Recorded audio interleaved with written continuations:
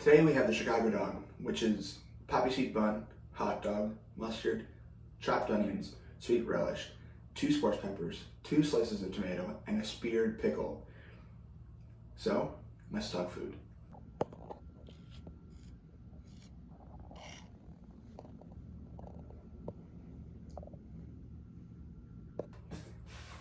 So, hot dogs in the United States are really popular. It's one of America's staple foods. But in Chicago, it's kind of a different culture entirely. Chicago itself has more hot dog stands than McDonald's, Burger King, and Wendy's combined.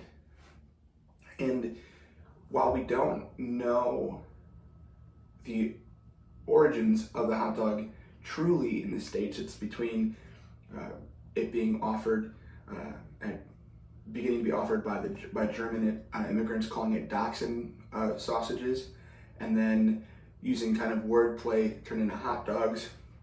But in Chicago, the main hot dog that we have is called Vienna beef, which would lead you to say that for Chicago at least, hot dogs became a staple item from Austrian immigrants, and Vienna beef is the main hot dog in Illinois and Chicago alone. But what was really huge for hot dogs in the States alone was 1894, and that was the first time that across the country these sausages, these hot dogs, were consumed on a large number in Chicago. It actually took place in Chicago, so huge for what would later become a staple for this country and for my city. I did some research on trying to figure out how this combination with the poppy seed bun, the tomato, the onion, the relish, the mustard came to be. I couldn't find a concrete way, but I do know that these dogs alone started to be sold from hot dog place to hot dog place to hot dog place. Now, everybody has their place. I'm lucky enough to live near Portillo's, which is one of the most famous hot dog chains in this city. There's Portillo's everywhere. But not everybody in Chicago takes their hot dogs the same, and that's why there's so many hot dog places. On the south side, which is where I live, traditionally we eat hot dogs the Chicago style. And there's kind of a social norm of no ketchup on our hot dogs. It's kind of you kind of get made fun of if you put ketchup in your hot dog. But on the north side, near Wrigleyville and near the northern suburbs, people put ketchup on their hot dog. That tends to be what they put on it. If you ask for a hot dog, they go, "Do you want ketchup?" And you go, "Yeah." But on the south side, it's not the same. And that's why the city is so amazing when it comes to its staple foods, is its flexibility and its culture within certain neighborhoods. And certain neighborhoods are very loyal to their places. So I'm gonna try and eat this. It's a bit messy, but there really is nothing better than going to a Sox game, and well, the lines this year are really long because of COVID, but going to a Sox game, getting a Chicago dog, and just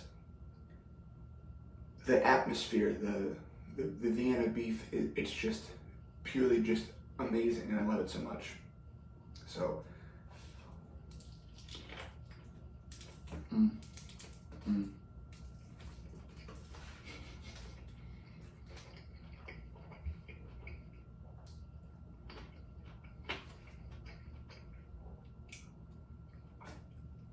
You know you got a really good hot dog when there's kind of a pop. The casing has a pop to it. And that's when you know you got a really good beef hot dog. But what's so nice about this is the flavors, the sports pepper, combined with the sweetness of the relish, and then the bread to kind of neutralize all of it. as well as the mustard and the onion. Oh, it's just so good. Mm.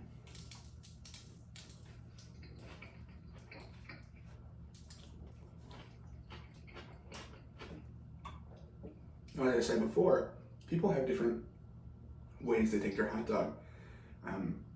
I know people that like chopped onion and mustard. I know people that like jardiniere on their hot dog, which is really good. I know people that just mustard. I know people that just ketchup.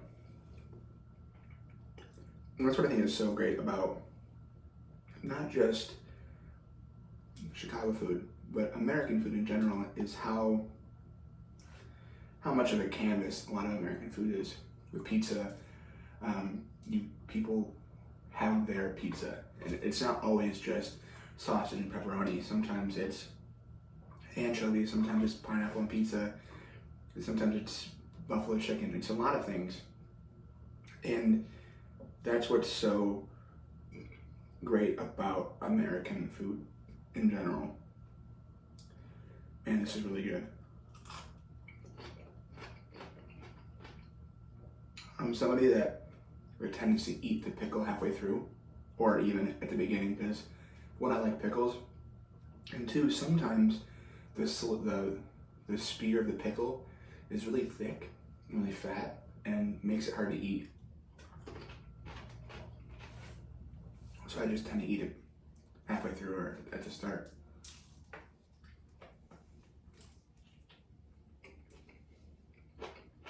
Mm. Fresh bun too. So good. So, thank you guys for watching. If you want to come back and watch me talk about more Chicago foods, then subscribe. I think next week I'll be going over thin crust Chicago pizza, and there's a little bit of a twist to how Chicago thin crust is presented. So I hope you guys have a great day, and I hope your next meal is delicious. Have a good one.